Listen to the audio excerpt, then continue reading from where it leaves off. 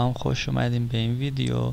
تو این ویدیو قراره که ساخت پروکسی لیست خودتون و پرایوت خودتون رو بهتون یاد بدم. حالا میگم که چه کارهایی کنید که پرایوت تر بشه، یه پروکسی لیست قوی تر بهتون بده. توی یک زمان کم یک پروکسی لیست قوی بتونید به دست بیارید. حالا با پروتکل‌های مختلف، حالا بهتون میگم هر کدوم چجوری هر کدوم رو به دست بیاریم. اوکی؟ خب میریم سراغ حالا کارمون.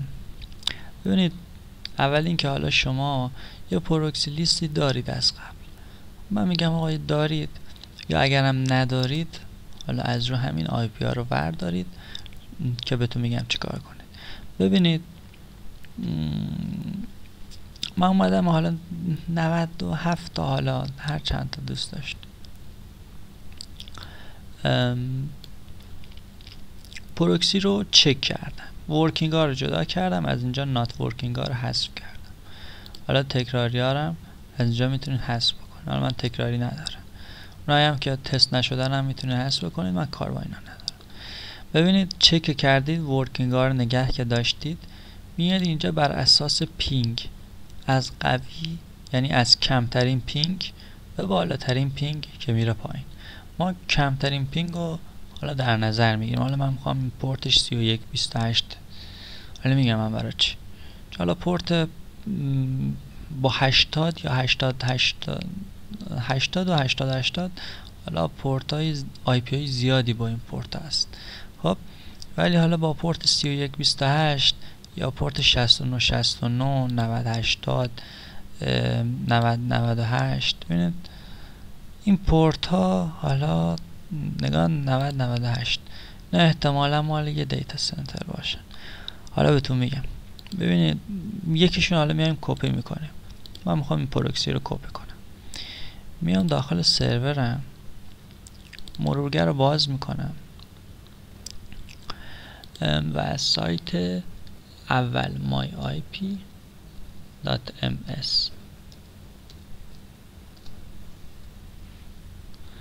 بازش میکنیم.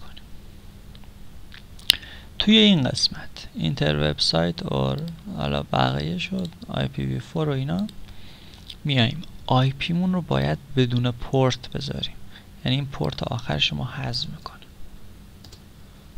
خب بعد لوکاپ میکنیم. لوکاپ میکنیم و اوکی، دیتا سنتر میاد بالا.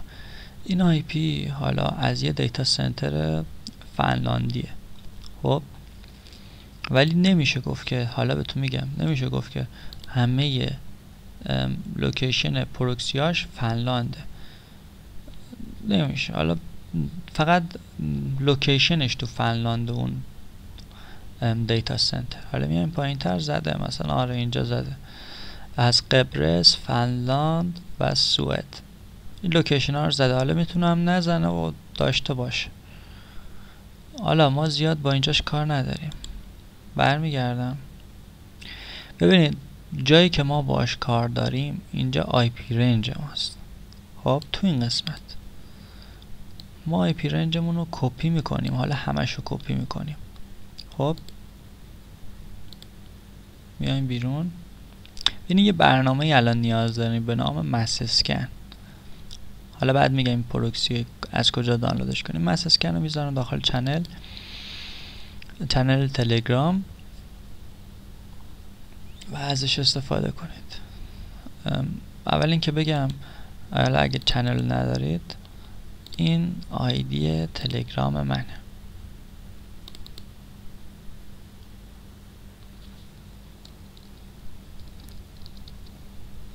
خب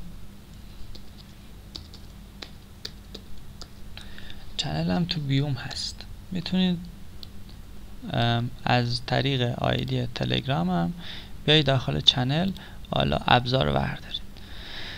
ببینید مس اسکن رو ما باز میکنیم. اوکی، اگر که حالا دیدید نیومد بالا، ران نشد، اول باید وینکرپ رو نصب بکنید. اینجا ویم پیکاپ حالا اگر که نصب باشه این ارور رو بهتون میده، اگر که نصب نباشه هم دیگه نصب میشه. تا نکست رو میزنید اینستالش میکنید و نگاه میگه نصب، من کاری باش ندارم.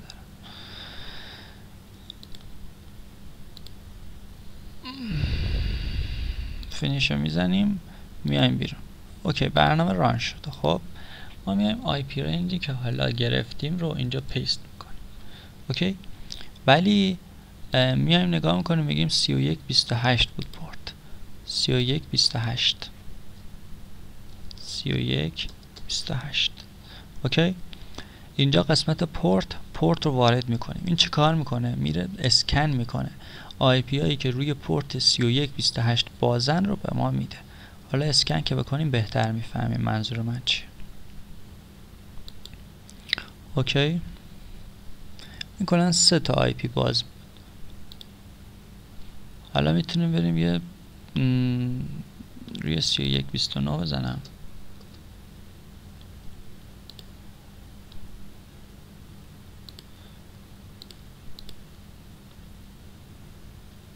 این دیگه کلا هیچی نداشت. 3128 من میزنم، میخوام یه چیزی نشونتون بدم. این آی پی که ما داشتیم 80182 بود. ببینید الان توی این نیست، الان توی این پورتی که ما باز کردیم این آی پی مون نیست. حالا میریم یه آی پی دیگه، حالا یکی دیگه برمیداریم که حالا دیتا سنتر بزرگتری هم داشته باشه، قوی تری. 9098 بود یکی. خب ما اینو برمیداریم اینجا میریم لوکاپش میکنیم با پورت لوکاپ کردم. آزمون و خطا بعد انجام بده که اوکی چه آی پی هایی چه دیتا سنترهایی قوی ترن. حالا این لوکیشن چینه. ببینید آی پی رنج سنگین تری هم داره. ما میایم آی پی رنج اینجا کپی میکنیم. پورتش 9098 بود. ما اینجا بنویسیم 9098 و اسکن رو شروع میکنیم. این بیشتر طول میکشه، خیلی بیشتر طول میکشه نسبت به اون حالا دیتا سنتری که آی پی رنج کوچیکتری داشت. من نمیخوام زیاد اسکن بکنه چون آی پی اون سنگین میشه. فقط این که حالا خب این آی پی ها رو ما به دست آوردیم. الان 3 کا آی پی حدودا به دست آوردیم. پارز آی پی رو میزنیم و این آی پی ها رو ذخیره میکنیم. اگر این نزنیم آی پی همون ذخیره نمیشن. ببینیم چقدر آی پی با 9098 داریم. اوکی ما حالا نمیبندم، حالا شاید هم چیزی بهمون نده چون 100% نیست. میایم داخل حال مرورگر سرورمون یا تو سیستم خودمون هرچی که داریم سرچ بکنیم پروکسی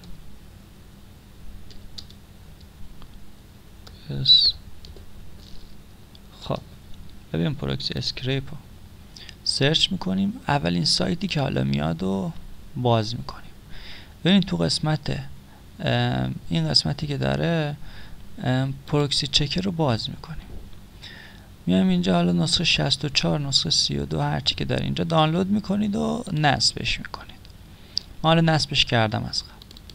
خود پروکسی چکر رو که باز کنید با این صحنه مواجه میشید. اوکی این 4 تا پروتکل داره. ما حالا فقط میخوام HTTP رو چک کنم واسش. میتونید یه دونه HTTP بزنید یه دونه ساکس فایل. میایم توی دسکتاپ پوشه‌ای که حالا مس اسکن است و آی پی ها رو اسکن میکنیم.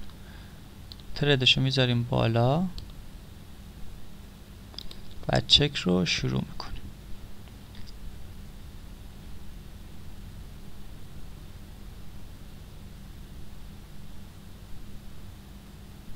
ببینید 3 تا بهمون HTTP داد، 5 تا، 2 تا هم 3 تا تقریبا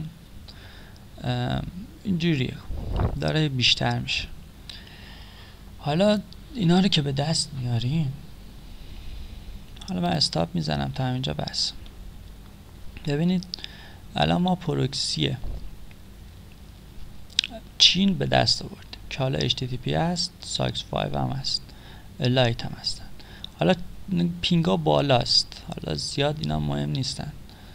خب بسته به سرورتون و کانکشنتون فرق میکنه. اگه من اصلا الان سرور چین داشتم، قطعا اون IP هایی که بهم میداد و پینگ هایی که بهم میداد پایین تر بودن.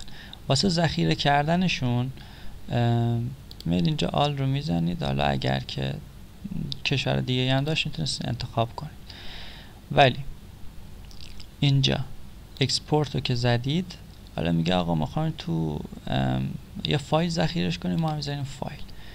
ولی نگاه کن اگه اینجا بزنیم HTTP رو اولش میذاره، ولی اگه اینجوری نزنیم فقط به صورت IP پورت برای ما ذخیره میکنه. حالا خودش گفته هاست پورت، فرقی نمیکنه. داخل یه فایلی حالا داخل دسکتاپ ذخیره میکنه. من اینو بذارم چین مثلا. خب سیوش میکنیم، میزنیم بیرون. الان پروکسی همون اینجا هستن، از اینا میتونیم استفاده کنیم. ولی من حالا میخوام بازم انجام بدم، بازم پروکسی به دست بیارم. 3128 دوباره پایین تر 8081 84. این اونا پورت هایی که حالا بیشتر میبینیم تکرار میشن. 9080 9098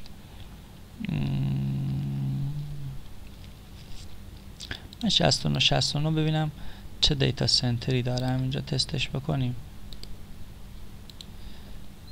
همینجا 69 آخرش میزنیم و لوکاپش میکنیم.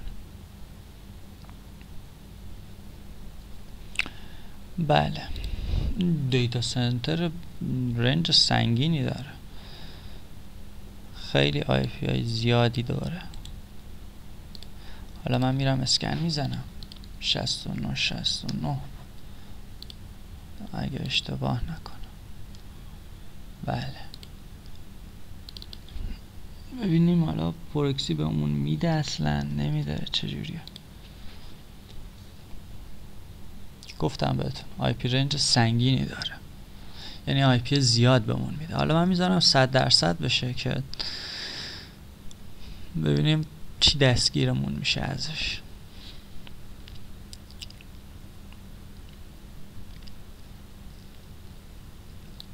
حالا بعد اگر که شما پروکسی لیستی نداشت، حالا تا این 100% باشه من بیام یه توضیح بهتون بدم. اگه که پروکسی لیست نداشتین میاد اینجا تو فری پروکسی لیست. خب اینجا حالا کشوری که میخواید آی پیشو به دست میارید، اینجا لوکاپش میکنید داخل اون سایت. مثلا آقا من میخوام ژاپن بزنم یا میخوام ویتنام بزنم. مثلا اوکی ویتنام پورت 16000. ویتنام پورت 16000 رو من کپی میکنم، یادم باشه 16000 پورتش، و حالا لوکاپ میکنم ببینم مال چه دیتا سنتریه. دیتا سنترش خب اول میایم حالا اینجا بزنیم، نمیخوام دیگه بیشتری بشه، 2600 تا هم بس. خب الان ما دوباره پروکسی چکر رو باز میکنیم، فقط تستی. حالا من نمیخوام خیلی سنگین بزنم. میایم دوباره مس اسکن آی پی همون رو دراپ میکنیم و چک رو شروع میکنیم. حالا تا این چک کنه من میام آی پی های حالا دیتا سنتری که داشت رو، حالا درست لوکیشن ویتنامه ولی دیتا سنترش توی آمریکاه. زیاد فرقی موضوعات نمی کنن، فقط آی پی های میکس از هر کشورهای مختلف اون میدن. خب یه دونه به اون پروکسی داد کلش، چون حالا کامل نذاشتم اسکن بشه. 16000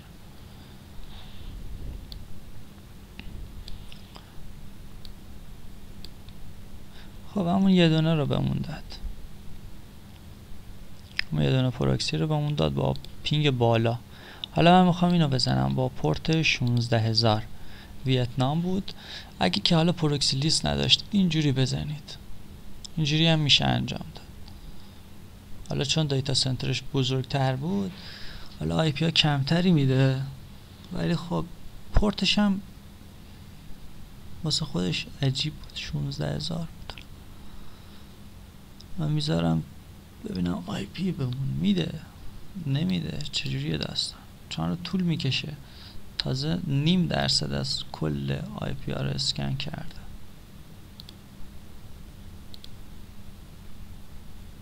خیلی سنگینه. یکی دیگه برمیده، یه پورت دیگه بزنیم، حالا با پروتکل دیگه. اوکی.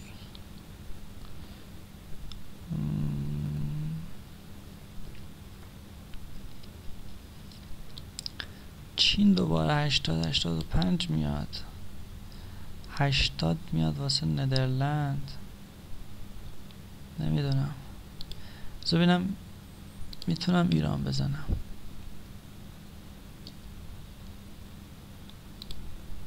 ایران داره نداره چجوریه؟ خب ایران داره، ایران پورتاش 4. خب بیشتر 80 حالا بذار یکی رو بزنیم که بفهمین حالا چجوری من منظورم. ببینیم اصلا چه دیتا سنتری هن پروکسی ها ایران.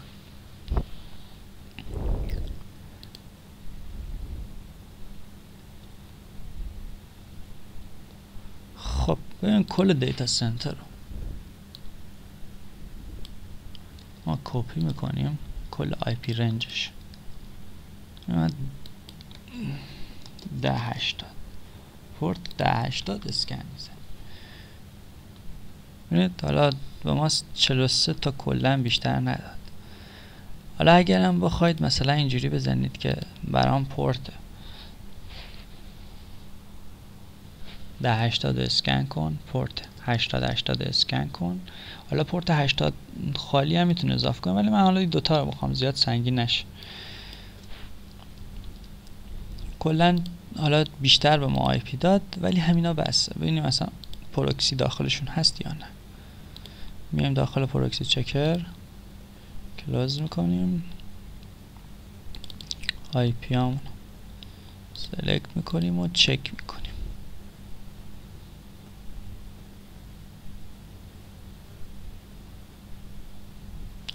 حالا پروکسی وسط به ما نداد سر دیتا سنتر ایران. حالا شاید با کانکشن ما جور در نمی اومد. حالا پروکسی چکر فرق میکنه، بیشتر روی ایران جواب نیست. ولی ببینیم مال چه سایتی بود. افرانت، بله پروکسیش مال این سایت. خلاصه بیس کار اینه. حالا خودتون باید برین مثلا پروکسی هایی پیدا کنید، از اون پروکسی ها بزنید. 90 98 80 81. من یا آخرین حالا چیزی که لوکاپ میکنم ببینم که 80 81ش. بعد شما به جز این یه دیتا سنتری که زدید، اینم دوباره چینه. خدا 84 43 همینجا بزنیم. خب آمریکا پورت سنگینی هم داره، خیلی آی پی رنج میگم پورت.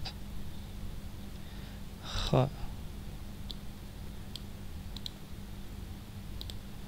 چی بود پورتش؟ 84 43.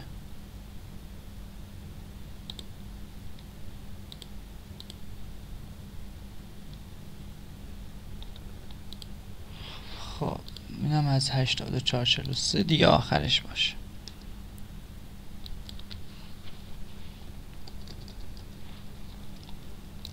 اسکنو میزنیم.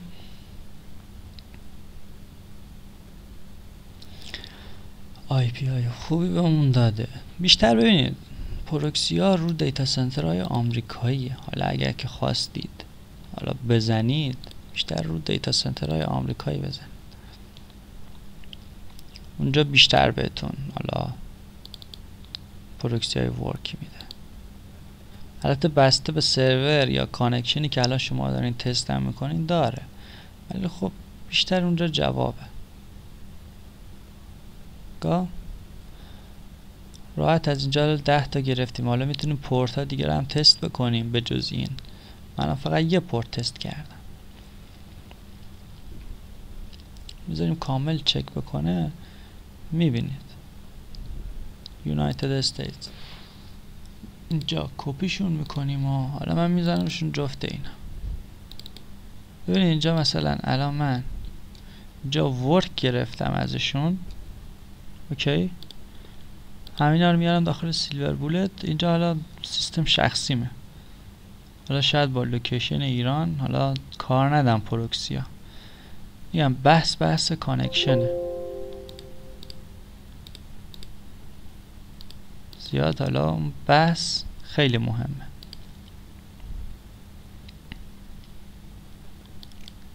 جا من استارت رو میزنم.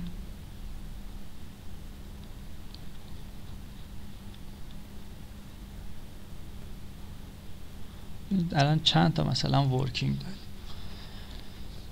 از 97 تا حدوداً. حالا اینا هم بذارید کار میدن شاید تو این بخش حالا تستش ورکینگ ندن. از 97 تا شد 108 تا، حدوداً 11 تا پروکسی گرفتیم. حالا با همین چیزا که حالا همینجوری هم زدیم. حالا میتونید دیتا سنتر ها رو پیدا کنید، پورت ها بیشتری رو هر دیتا سنتر بزنید، اینجوری پروکسی ها بهتری هم گیرتون میاد. حالا بزنیم از پینگ کمتر به پینگ بیشتر. همینا رو تست میکنید. آی پی ها رو برمیدارید، پورت ها رو برمیدارید، حالا پروتکل ها دیگه. حالا HTTP یه سری پورت داره. اگه پورت ها دیگه میخواین خود پروتکل رو بردارید. مثلا ساکس 5 میخوان یه سری پورت ها دارن، اونا رو بردارید. همینجوری میایید داخل همین سایت که من رفتم، همونجا پروتکل رو عوض میکنید. حالا سرور گیر کرده شانس ما. خلاصه همینه. اینم حالا